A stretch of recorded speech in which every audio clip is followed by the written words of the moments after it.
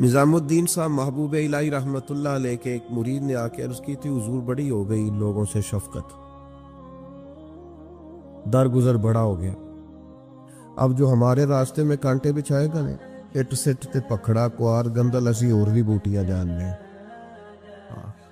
اب جو ہمارے راستے میں کانٹے بچھائے گا ہم بھی اس کی راہ میں بچھائیں گے، اگر ہم گھر سے نہیں نکل سکتے تو نکلنے اسے بھی نہیں دیں گے، حضور آپ دیکھ لیں گے۔ تو آ کے دلاتے ہیں بڑے لوگ، جوش دلاتے ہیں، بڑے لوگ ہوتے ہیں جو جذبات کو ابھارتے ہیں۔ اس نے بھی آ کے کہا حضور درویشی سے گزارا نہیں ہوتا، دو ہاتھ کرنے پڑتے ہیں۔ تو خواجہ صاحب مسکرائے، فرمانے لگے آدھے رستے میں اس نے کانٹے بچھا دیے، باقی آدھے میں تو نے بچھا دیے، سڑک تو ساری کانٹوں سے بھر جائے گی، تو راہ گیروں کی کیا غلطی ہے۔ خواجہ نظام الدین محبوب الہی رحمۃ اللہ علیہ نا پانی پینے جایا کرتے تھے، جمنا کا پانی بڑا میٹھا اور ٹھنڈا تھا، تو دریائے جمنا سے دور دور سے لوگ پانی لینے آتے۔ تھوڑی سی آبادی ہوتی ہے نا جب کسی شہر میں، تو اپنے محلے کے شہر کے لوگوں کو انسان پہچانتا ہے۔ بڑی آبادیاں ہو جائیں تو پھر چلو مشکلات ہوتی ہیں، تھوڑی تھوڑی اس وقت آبادی رہتی تھی۔ فرماتے کہ میں جمنا کے کنارے جب پانی لینے گیا تو میرے محلے کی ایک عورت، وہ جمنا کراس کر کے نا پل کے اوپر سے تو دوسری جانب ایک کنواں تھا، تو وہاں سے پانی بھر کے لا رہی تھی۔ تو رستے میں اس نے سلام کی، تو میں نے کہا بیٹے کہاں سے آ رہی ہو؟ کہنے لگی وہ کنویں سے پانی لا رہی ہو۔ تو میں نے کہا بیٹے زمانہ جمنا کا پانی پیتا ہے اور تم کنویں کا۔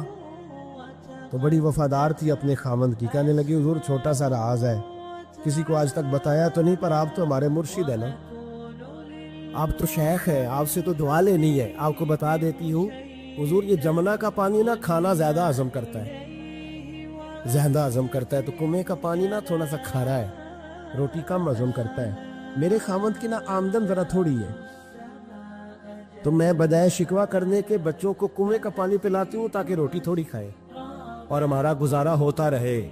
حضرت نظام الدین محبوب الہی رحمۃ اللہ علیہ فرمانے لگے پتر میں کوئی مالدار صوفی نہیں، غریب اوپر وعدہ ہے، جب تک زندہ رہوں گا نا تیرے گھر میں ماہانہ خرچہ میں بھیجا کروں گا۔ عرض کی حضور کیوں؟ فرمانے لگے تو گھر کی چار دیواری پر بیٹھ کر، گھر کی چار دیواری کے اندر بیٹھ کر دکان پر اور کام پر مزدوری کرنے والے اپنے شوہر کے بارے میں اتنی اچھی سوچ رکھتی ہے، یعنی وہ مزدوری کرنے کے لیے تیرا خیال ہے میں بوجھ نہ ڈالوں، جو دیتا اس میں گزارا کروں۔ فرمایا اگر تو اپنی ذات سے اٹھ کے سوچ سکتی ہے تو پھر تیرا سلوٹ بنتا ہے، اور تجھے سلوٹ یہ ملے گا کہ نظام الدین ہر مہینے تیری روٹی کا بندوبست کیا کرے۔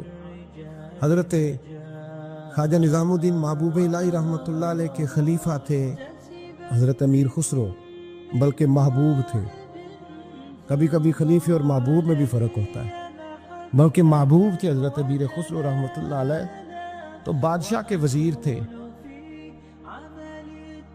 تو بادشاہ نے کہا ایک دفعہ کہ میرے لیے دعا تو کراؤ، دلی کے حالات ذرا خراب ہیں۔ تو کہنے لگے میں نے کبھی نہیں کہا دعا کے لیے، میں نہیں سفارش کرتا، آپ خود کسی کو بھیج دیں۔ نے مجبور کیا تو کسی اور آدمی نے کہا حضور انہوں نے کئی دفعہ خواجہ امیر خسرو سے دعا کے لیے کہا ہے بادشاہ نے، تو یہ آپ کو کہتے نہیں تو آپ دعا کر دیں۔ حضرت خواجہ نظام الدین صاحب کہنے لگے بادشاہ سے کہو میں نہیں تیرے لیے دعا کرتا، دعا کرانی ہے تو حضرت ابو علی قلندر کے پاس پانی پت جائے، وہ دعا کریں گے تو حالات صحیح ہو جائیں گے دلی کے۔ حضرت امیر خسرو نے جا کے بتا دیا کہ وہ کہتے ہیں وہاں سے دعا کراؤ، ادھر سے۔ کہنے لگے پھر تو نہیں جانا ہے؟ تو حضرت امیر خسرو کہنے لگے جی مجھے کسی اور کا رستہ آتا ہی نہیں، میں نے نہیں جانا۔ تو کہنے لگے اگر میں حکم کرا دوں تو کہا حکم کا میں پابند ہوں۔ حکم ہو گیا حضرت خواجہ نظام الدین صاحب کی طرف سے کہ جاؤ پانی پت۔ حضرت امیر خسرو گئے حضرت ابو علی قلندر کے پاس، ان سے جا کے دعا کرائی، پانی پت بڑی دور ہے دلی سے، دعا کرائی تو کہا بادشاہ سے کہنا حالات صحیح ہو جائیں گے، اور جب صحیح ہو جائے نا تو پھر میرے پاس آئے، صحیح ہو جائیں۔ دعا کی تو اگلے دن ہی معاملات بہتر ہونے لگے، ایک ہفتے میں سب چیزیں بادشاہ کے کنٹرول میں آ گئیں، گھوڑے پہ بیٹھا، مٹھائی لی، پھل لیے، پانی پت گیا، حضرت سے جا کے کہا حضور میں حاضر ہوں، کیا بتانا تھا آپ نے؟ آپ فرمانے لگے تو نے دعا کے لیے خواجہ نظام الدین صاحب سے کہا تھا، تو انہوں نے کیا کہا؟ کہ جناب انہوں نے کہا آپ سے دعا کرائیں۔ فرمانے لگے میں دعا کروں؟ جو ہر جمعرات خود خواجہ نظام الدین صاحب سے دعا کرانے جاتا ہوں، ہر جمعرات جاتا ہوں دلی اور ان سے دعا کرا کے آتا ہوں۔ تجھے پتہ یہاں کیوں بلایا ہے؟ یہ بتانے کے لیے کہ تیرے حالات خراب کیوں ہوتے ہیں۔ حضور کیوں ہوتے ہیں؟ فرمانے لگے تیرے حالات اس لیے خراب ہوتے ہیں کہ تو حضرت خواجہ نظام الدین صاحب کی قدر نہیں کرتا، ان کی قدر شروع کر دے، میرا وعدہ ہے تیرے حالات صحیح ہو جائیں گے۔ انہیں قدر چھوڑ دی ہے رب کریم کے بندے کہ تیری بغل میں رہتے ہیں نا، ساتھ ہوتے ہیں، تو کہتا ہے وہ تو میری رینج میں ہے، مسئلہ ہی کوئی نہیں، تیرے پاس ہوتے ہیں۔ اور فرمایا انہوں نے وہ دعا کرتے تو اللہ تیرے پہ بڑا فضل کرتا، انہوں نے میرے پاس تجھے بھیجا ہی اس لیے تھا کہ تجھے ذرا قدر پتہ چلے کہ اللہ والوں کی کوئی قدر بھی ہوتی ہے۔ ایسے ہی تو میرے بھائی یاد رکھیں، نسبت کا ایک درجہ ہے، اور یہ ہم نا چکروں میں پڑے رہتے ہیں جس کی وجہ سے نقصان اٹھاتے ہیں۔ یہ آپ کو سمیٹ کے رکھیں، نظر پر، زبان پر، سوچ کو پابند رکھیں۔ حضرت بابا بلے شاہ صاحب رحمۃ اللہ علیہ، سادات کرام سے تعلق تھا، سید زادے تھا۔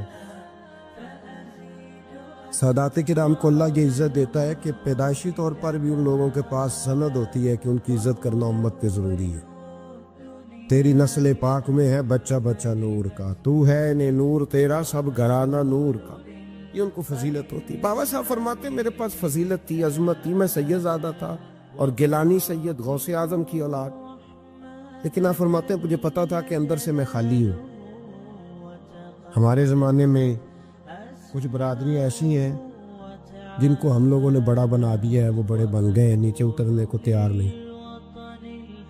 اور میں اکثر کہا کرتا ہوں کہ یہ زیادتی دونوں طرف سے ہوتی ہے، اصل مجرم وہ نہیں جو اپنے آپ کو بڑا جانتا ہے، اصل مجرم وہ ہے جو اپنے آپ کو چھوٹا سمجھتا ہے، وہ اصل مجرم ہے۔ تو اس زمانے میں سادات کرام کی بڑی عزت تھی، بڑا نام تھا۔ تو بابا صاحب کہتے ہیں میرے گھر میں پیری مریدی تھی، ابا جی بھی پیر، دادا جی بھی پیر، پردادا جی بھی پیر، سارے پیر تھے، لیکن میں جب اپنے دل پہ نظر ڈالتا تھا تو خالی تھا معاملہ، شے کوئی نہیں تھی پاس۔ ہاتھ چموا لینا، نذرانہ لے لینا بات ٹھیک ہے، لیکن نہ علم نہ معرفت، کوئی شے نہیں۔ اور فرماتے ہیں میں نے جب پلٹ کے دیکھا نا، پورے علاقے پہ نظر ڈالی تو ایک درویش بابا، ایک سادہ بابا سائیں عنایت قادری، جس کی کوئی بڑا نام نہیں، کوئی بڑی برادری نہیں، اور کام اس کا کیا ہے، رمبا لے لیتا اور سارا دن کھیتوں میں محنت کرتا، لیکن جب مغرب ہوتی تو اس بابے کی مجلس سجتی، اور کہتے ہیں جب ایک دفعہ وہ اللہ کہتا تو اس کی ساری داڑھی آنسوؤں سے بھر جاتے، اور جب عشاء کے بعد وہ حضور پہ درود پڑھنا شروع کرتا تو لگتا یہ کہ یہ سادہ نہیں پڑھ رہا، یہ مصطفیٰ کی زیارت کر کے درود پڑھ رہا۔ فرماتے ہیں میری ساری برادری کو پتا تھا کہ اس کے پاس معرفت ہے، لیکن مسئلہ یہ ہے کہ ہم سید ہیں، وہ رائی ہیں، اب وہاں جائیں بت توڑیں کیسے، ٹوٹتا ہی نہیں، بہت بڑی مصیبت ہے، کیسے ٹوٹے گا؟ لوگ کہیں گے تو مولوی کے پاس جاتا ہے۔ تو یہ ہو گیا ہے، ساری زندگی گناہ کرتے رہو، ظلم کرتے رہو، ہمیں تانے کا ڈر نہیں۔ درویش کے پاس جائیں تو لگتا ہے کوئی تانا دے گا کہ یہ کدھر چلا گیا تھا، کدھر چلا گیا؟ جے کر یار دے نام دا ملے مینا، انہوں چولی پا لئیے پنجے سٹیے نا، تو یہ کر نار دے نام دی ملے سولی، جھوٹا جھوٹ لئیے پچھاٹیے نا۔ بابا صاحب کہتے ہیں میں روز اپنے آپ سے جنگ کرتا کہ جاؤں کہ نہ جاؤں۔ 2 4 5 لوگوں سے میں نے مشورہ کیا تو کہنے لگے تو سیدوں کو بدنام کرے گا، اب تو سادات کو بدنام کرے گا کہ سید ہو کے کسی کے دروازے پہ جاتا ہے۔ بابا صاحب کہتے ہیں ایک دن لڑتے لڑتے میں تھک ہی گیا، میں چلا ہی گیا، میں نے کہا نہیں، اندر کا بت توڑوں گا تو بات بنے گی۔ کہتے قصور کا میں رہنے والا تھا اور مجھے سمجھانے کے لیے اچ شریف سے، جہاں کے آپ رہنے والے تھے، جو پچھلا علاقہ تھا، وہاں سے بڑے بزرگ بلائے گئے کہ بلے شاہ کو سمجھاؤ۔ کہتے ہیں وہ بابا جی جب آئے تو میں پہچان گیا برادری کے، قبیلے کے، علاقے کے بڑے۔ میں جب ان کے قریب گیا تو وہ نہیں مجھے جانتے تھے، بزرگ تھے، میں تو جانتا تھا نا، تو مجھے کہنے لگے بیٹے کون ہو؟ تو میں نے کہا حضور میری تو پہچان ہی کوئی نہیں، میری تو کوئی پہچان نہیں، آپ بتائیں آپ کون ہیں؟ تو کہنے لگے اسی اچیرے، ساڈی ذات اچیری، کیونکہ اچ شریف وچ رہنے ہیں۔ تو اب تو بتا، تو بابا صاحب کہنے لگے اسی قصوری تے ذات بھی قصوری، کیونکہ وچ قصور دے رہنے ہیں، وہ جو چھوٹے تو اپنا قصور مانتے، ہاں جے کوئی سانو اچا مل جائے تے نیویں ہو بہنے ہیں، بات ختم ہو گئی۔ بابا صاحب رحمۃ اللہ علیہ کو بڑا سمجھایا. بابا جی کہنے لگے حضور میں کیا کروں؟ میں جب اس درویش کے پاس جاتا ہوں تو مجھے رب یاد آتا ہے. جب میں اس کے پاس جاتا ہوں تو میرے من کی میل کچیل دھو ڈالتا ہے، اور میں اس کی مجلس میں بیٹھا ہوتا ہوں تو لگتا ہے کہ مدینے والا رسول بھی مجھے مسکرا کے دیکھ رہا ہے. میری مجبوری ہے، میرے وہ جو اندر کے باطن کے میل ہے نا اس نے دھو ڈالے. اور کہا حضور آپ تو کہتے ہیں اس کے پاس نہ جاؤ، میرا تن تو گھر میں ہوتا ہے، میرا من اسی کے پاس رہتا ہے، میں اسی کے ساتھ رہتا ہوں، اسی کے پاس بیٹھتا ہوں، اسی کے پاس سوتا ہوں. اور میری کشش اتنی سخت ہے کہ اب میرا گزارا نہیں، اب اسی کے ساتھ جیڑا بلے نو سید آکھے ان دوزخ ملنے سزائیں. اب اس کی تشریح بڑے بڑے لوگوں نے اپنے اپنے رنگ میں کی ہے. کچھ نے کہا بابا جی نے بد دعا دی ہے، یہ بد دعا ہے، اگر کہا تو الجھ جاؤ گے. لیکن ہے بھی وہ سید جھوٹ بھی نہیں. کچھ کہتے ہیں بد دعا دی ہے، اور کچھ کہتے ہیں انہوں نے اعلان کیا ہے کہ میں اللہ کا ولی ہوں. اگر کسی نے یہ لفظ کہا تو وہ یاد رکھے وہ جڑا بلے نو سید آکھے انہوں دوزخ ملن سزائیں، تو جڑا بلے نو رائیں آکھے وہ جنت پینگا پائیں. لوگ کہتے ہیں کہ اللہ کے ولی کے پاس سب سے بڑی طاقت کیا ہوتی ہے. کچھ لوگ کہتے ہیں جو کہتا ہے وہ ہو جاتا ہے، یہ بڑی طاقت ہے. کچھ لوگ کہتے ہیں کہ اللہ تبارک و تعالیٰ کا ولی دنیا سے کٹا ہوتا ہے، یہ اس کی بڑی طاقت ہے. میں آپ کو درجنوں صوفیاء کی اور سینکڑوں اولیاء اللہ کے اقوال کا اگر ایک جملے میں نچوڑ عرض کروں تو اللہ کا ولی وہ ہوتا ہے جو وسوسوں سے دور ہو کے یقین کامل کی دولت پا چکا ہوتا ہے، وسوسوں سے بچ جاتا ہے، اس کا یقین تیقن مضبوط ہوتا ہے. حضرت ابو الحسن خرقانی ایک بزرگ گزرے، یہ حضرت باعزید بستامی کے سجادہ نشین. بو علی سینا سائنسدان ہے بہت بڑا، وہ حضرت ابو الحسن خرقانی کا مرید تھا. توجہ ہے میری بات پر؟ سائنسدان بیت تھا. اور محمود غزنوی والی ہندوستان وہ بھی حضرت سیدنا ابو الحسن خرقانی کی بیت تھا. اتنے بڑے آدمی تھے، اپنا جبہ دیا محمود غزنوی کو، جب مشکل آئی تو دعا مانگنا آگے رکھ کے اللہ فتح دے دے گا. تو محمود کہتے ہیں جب سومناتھ کے مندر میں فتح ہو رہے تھے تو میں نے بابے کا جبہ سامنے رکھ کے دعا کی تو اللہ نے مجھے فتح دے دی. کہتے ہیں بابا جی رات خواب میں ملے تو کہنے لگے تو نے کیا قیمت ڈالی میرے جبے کی؟ ایک فتح. کہا حضور کیا مطلب؟ فرمانے لگے تو میرا جبہ سامنے رکھ کے دعا کرتا کہ یا اللہ ہندوستان کے سارے کافر مسلمان ہو جائیں تو اللہ نے توفیق ایمان دے دینی.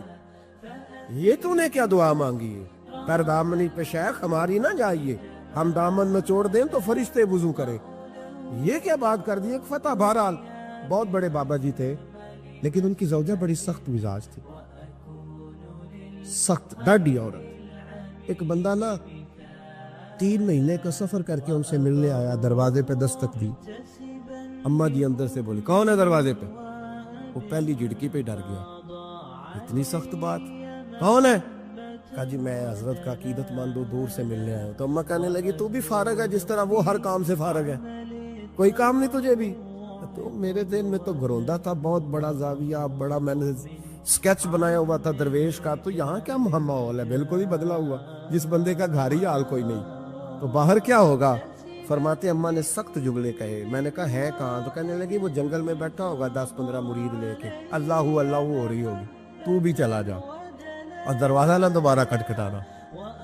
کہتا میں بڑے ناراض پریشان ہوا کہ یار یہ کیا منظر ہے، اتنی سخت ماحول گھر کے اندر حضرت کے، اور میں 3 مہینے کا سفر. چلو وہ پیری مریدی والا تو میرا ذہن بدل گیا سارا ہی، لیکن میں نے کہا چلو آیا ہوں تو زیارت تو کر لوں.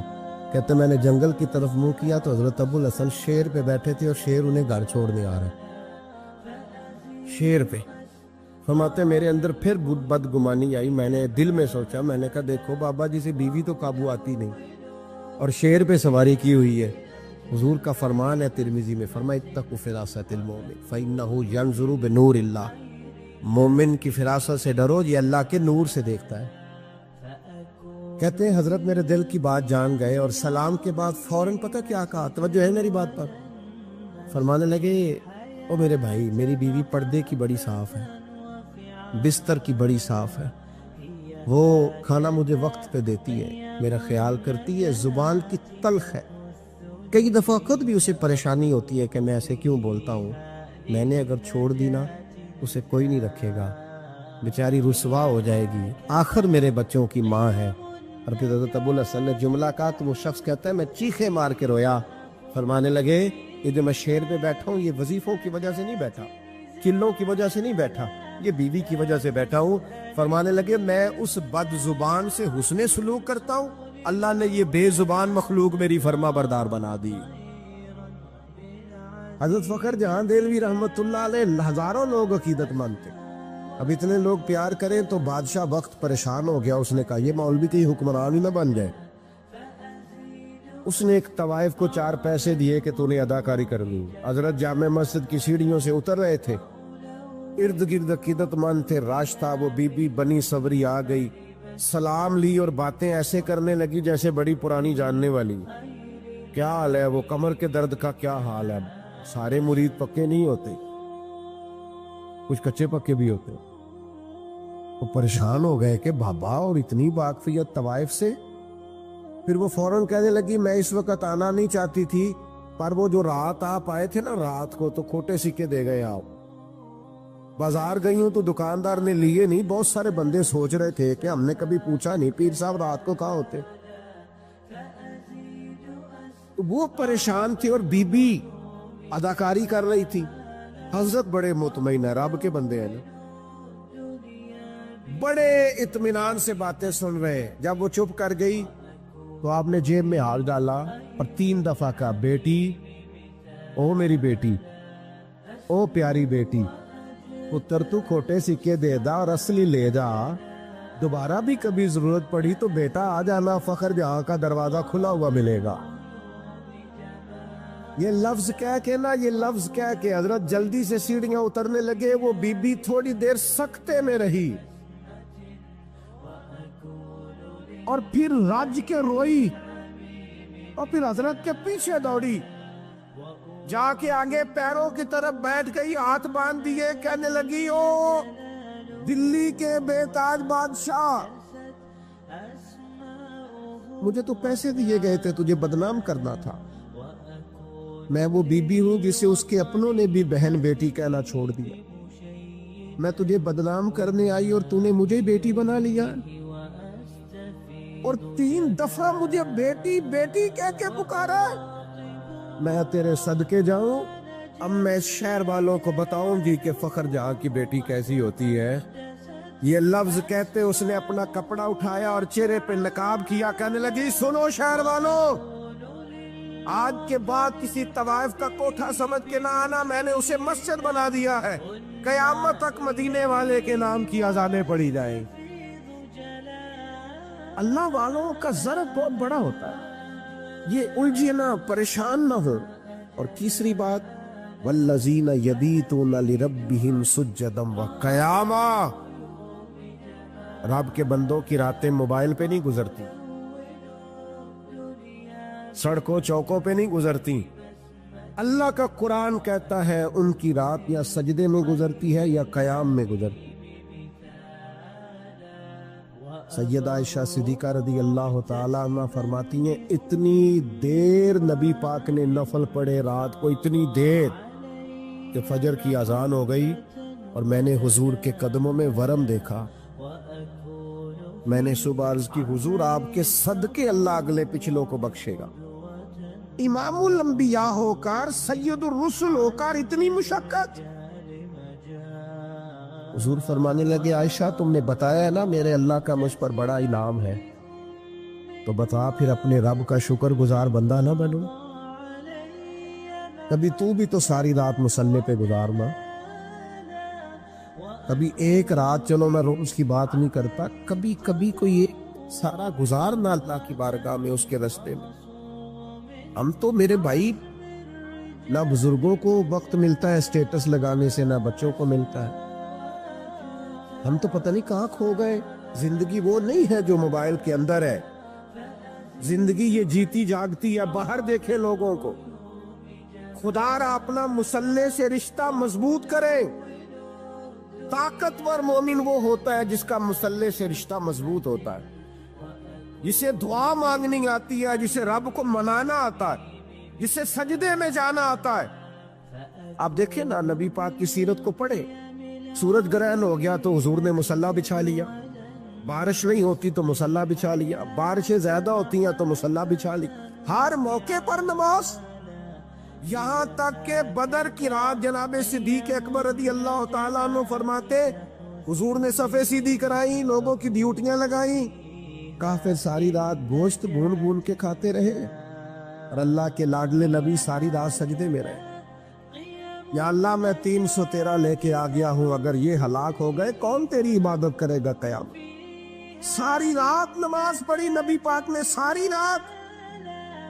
میں کیسے آپ سے عرض کروں کہ ہمارا سجدہ کمزور ہے؟ محفلیں لمبی، نمازیں چھوٹی۔ خدا را واپس آؤ، اور خبردار وہ جو تمہیں ملنگ تلنگ ملتے ہیں، وہ جو کڑے اور وہ جو جناب، ان کو کہو مولا علی شیر خدا کا نام لیتے ہو۔ شیر خدا تو کہتے ہیں میں نے اللہ سے دعا مانگی ہے، یا اللہ جنت میں بھی نماز کی توفیق دینا۔ فرماتے میرا نماز کے بغیر دل ہی نہیں لگتا، نماز نہ ہوگی تو دن کیسے گزرے گا؟ نبی پاک صلی اللہ علیہ وسلم کی حدیث ہے مسلم میں، طبرانی میں، حضور نے فرمایا آؤ میں تمہیں پچھلے زمانے کے ایک ایماندار نوخیز ولی اللہ کی بات سنوں۔ پچھلے زمانے، حضور نے فرمایا پچھلے زمانے میں ایک بادشاہ جادو کے زور پہ حکومت کرتا تھا۔ جب وہ ایک جادوگر اس نے رکھا ہوا تھا تو جادوگر اس کو جادو بتاتا، وہ جادو کے زور پر حکومت کرتا۔ جادوگر بوڑھا ہو گیا تو کہنے لگا بادشاہ کوئی نوجوان میرے پاس بھیج دے، اب میں بوڑھا ہو گیا ہوں، میرا پتہ کوئی نہیں کب مر جاؤں۔ ایک نوجوان کی ڈیوٹی لگائی، بڑا زیرک سمجھدار، اپنے رعایا میں سے چن کے جو ذہین فطرت مزاج بچہ تھا وہ اس نے لگایا۔ اللہ کے محبوب علیہ الصلوۃ والسلام فرماتے ہیں بچہ جادو سیکھنے لگا، وقت گزرنے لگا۔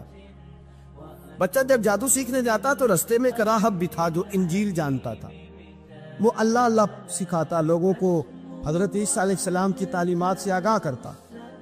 اس نے دیکھا کہ یہاں بھی لوگ کٹھے ہیں تو وہ بچہ اس راہب کے پاس بھی اٹھنے بیٹھنے لگا۔ اب جب اس کے ساتھ اس کی گفتگو بڑھنے لگی تو اس کو باتوں میں لذت آنے لگی۔ اس نے راہب نے پوچھا کہ تو کون ہے اور کس طرح سے آیا ہے، کیا تیرا معاملہ ہے؟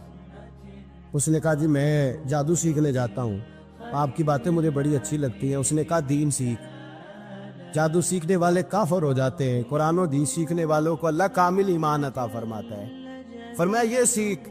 بچہ بیٹھنے لگا، اس کے پاس آنے لگا، باتیں دل میں گھر کرنے لگی۔ ایک وقت آیا کہ مسلمان ہو گیا، اور مسلمان کیسے ہوا؟ بچہ کہتا ہے میں تجربہ کر کے ہوا۔ اب میں تھوڑا سا وقت جادوگر کے پاس بھی جاتا اور باقی سارا وقت وہاں بیٹھتا تھا۔ میں ایک دن جا رہا تھا تو رستے میں اژدہا تھا، بہت بڑا سانپ تھا، رستہ روک کے کھڑا تھا۔ یہ حضور نے بیان کی حدیث۔ نبی پاک صلی اللہ علیہ وسلم فرماتے ہیں بچہ کہتا ہے کہ رستے کے اندر سانپ ہے، رستے بند ہے، لوگ چھتوں درختوں پہ چڑھے، ہراش ہے۔ کہتے چھوٹا سا روڑا میں نے اٹھایا تو میں نے کہا اللہ اگر جادوگر سچا ہے تو اسے مار دے۔ چھوٹا سا روڑا میں نے پھینکا، اژدہا کوئی نہ مرا۔ پھر چھوٹا روڑا اٹھایا، میں نے کہا اللہ اگر وہ عالم سچا ہے تو اسے مار دے۔ اب جب میں نے روڑا مارا تو اژدہا مر گیا۔ میرے اندر سے گواہی آئی نہیں، دین کی باتیں سچی ہیں، نہیں قرآن کی باتیں اسلام سمجھانے کے لیے عرض کر رہا ہوں، اگرچہ اس دور میں انجیل اللہ رسول کی باتیں اچھی ہیں۔ کہتے میں مسلمان ہو گیا، اب میں نے راہب کے پاس ہی رہنا شروع کر دیا، جادوگر کے پاس چھوڑ دیا اس بچے نے آنا۔ بادشاہ پوچھتا کہاں زیادہ وقت گزارتے ہو، تو بات گول کر دیتا۔ وقت تیزی سے بڑھنے لگا، اللہ نے اس نوجوان میں طاقت پیدا کر دی۔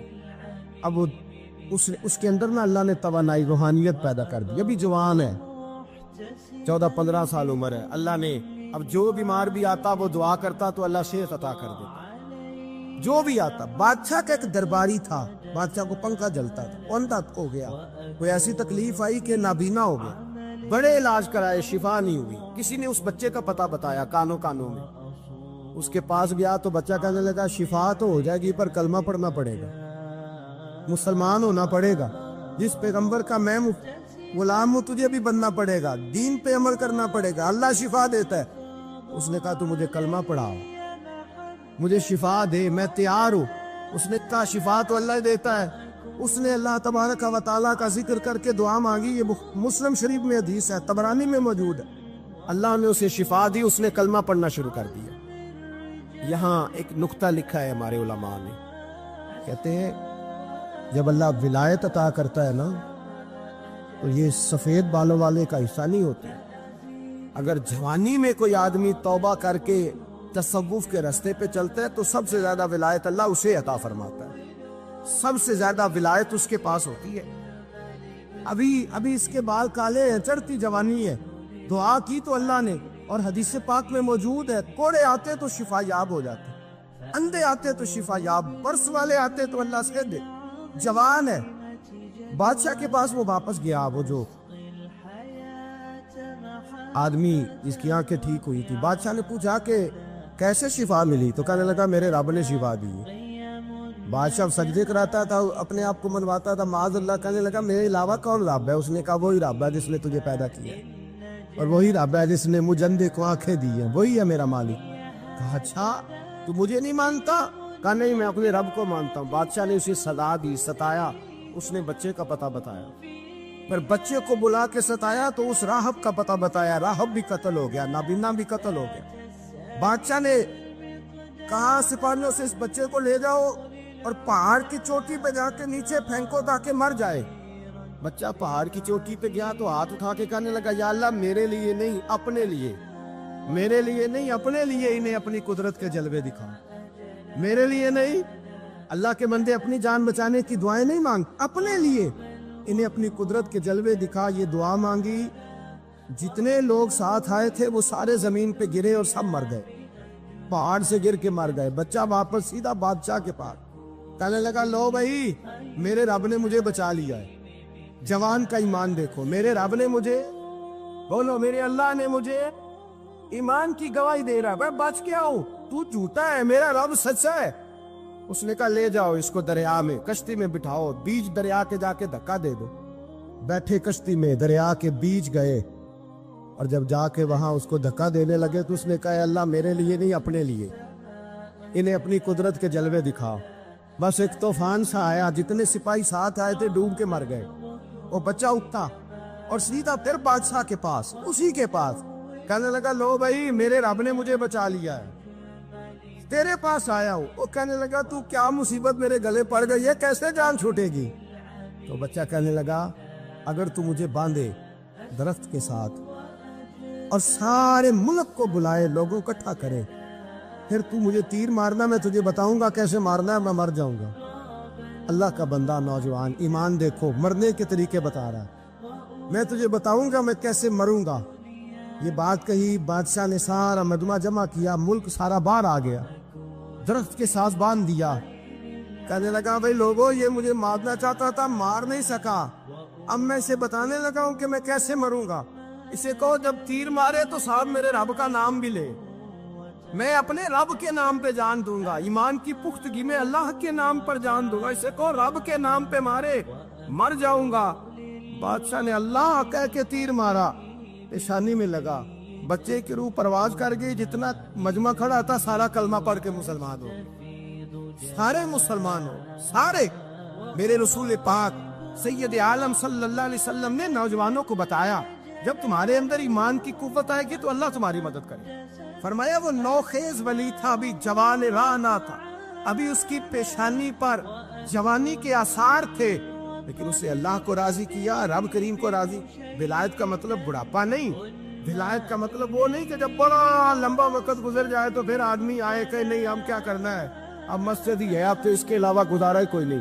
تو اس وقت کا آنا اللہ کی بارگاہ میں قبول تو ہے، لیکن شاباشی اسی کو ملتی ہے جو جوانی کا وقت آئے، جو عین اس وقت آئے جو وقت میرے رسول پاک علیہ السلام کے غلام عبداللہ ابن عمر، حضرت عبداللہ ابن عمر رضی اللہ تعالیٰ عنہ فرماتے ہیں کہ میں نکلا، مجھے سفر کے لیے جانا تھا، تو تھوڑی سی کھجوریں، تھوڑا سا سرکہ، ایک شہد کی بوتل، چیزیں میں نے سفر کے لیے ساتھ رکھ لی.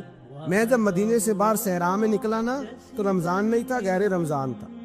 میں نے ایک نوجوان کو دیکھا بکریاں چرا رہا، بکریاں چرا رہا. اے جوان، آپ فرماتے ہیں اس کا چہرہ بڑا نورانیت والا، گرد پڑی ہوئی پر بڑا حسین. فرماتے ہیں میں نے اس کو کہا کہ آ جاؤ کھانا کھا لو، روزے بھی نہیں تھے. کہنے لگا نہیں میں نے روزہ رکھا ہوا ہے. فرماتے ہیں میں نے کہا پتہ کروں کہ نیرا نیک ہی ہے کہ پرہیزگار بھی ہے. نیک وہ ہوتا ہے جو نماز پڑھے روزہ رکھے، پرہیزگار وہ ہوتا ہے جو گناہ سے بچے. وہ پرہیزگار ہوتا ہے؟ کہا پتہ کروں پرہیزگار بھی ہے کہ نہیں. کہتے میں قریب گیا تو میں نے جا کے اس کو کہا بھائی تیری بکریاں بڑی پیاری ہیں, میرا دل کرتا ہے کہ بکری مجھے دے دو. کہتے وہ جوان, غربت بھی پریشانی بھی, پر دامان توکل کی یہ خوبی ہے کہ اس پر پابند لگے ہوتے ہیں, دھبے نہیں ہوتے. غربت ہے, کہا جناب ایک بکری دے دو. آنے لگا جناب بکریاں میری نہیں, بکریوں کا مالک کوئی اور ہے. کہتے میں نے آزمانے کے لیے کہا کہ بکریوں کے مالک کو کہنا ایک بکری بھیڑیا لے گیا ہے, کہہ دینا بھیڑیا لے گیا ہے. تو کہتے اس نے میری طرف دیکھا, گرد سے اس کے بال لٹے ہوئے, آنکھوں میں روشنی, چہرے پہ اطمینان, لب و لہجے میں ایمان کی طاقت. نوجوان کہنے لگا حضور بکریوں کے مالک کو تو کہہ دوں گا بھیڑیا لے گیا ہے, جب عرش کا مالک پوچھے گا تو کیا جواب دوں گا, اللہ کو کیا جواب دوں گا. کہتے ہیں میں کانپنے لگا اس کی بات سن کے, واپس آیا, جو کام نکلا تھا وہ چھوڑا, واپس لوٹ آیا. میں نے پتہ کیا کس کا غلام ہے, پتہ چلا فلاں آدمی کا ہے. کہتے میں نے پہلے غلام خریدا, پھر پتہ کیا تیرے پاس بکریاں کتنی ہیں, اس نے کہا 400. کہتے میں نے مالک سے ساری بکریاں خریدی, پھر غلام کو بلایا, پھر وہ بکریاں تحفے میں دی, تحفے میں. کہنے لگا حضور یہ سارا کچھ مجھے کیسے ملا؟ میں نے کہا تیرا ایمان بڑا پختہ تھا تو میرے رب نے تجھے انعام عطا فرمایا ہے.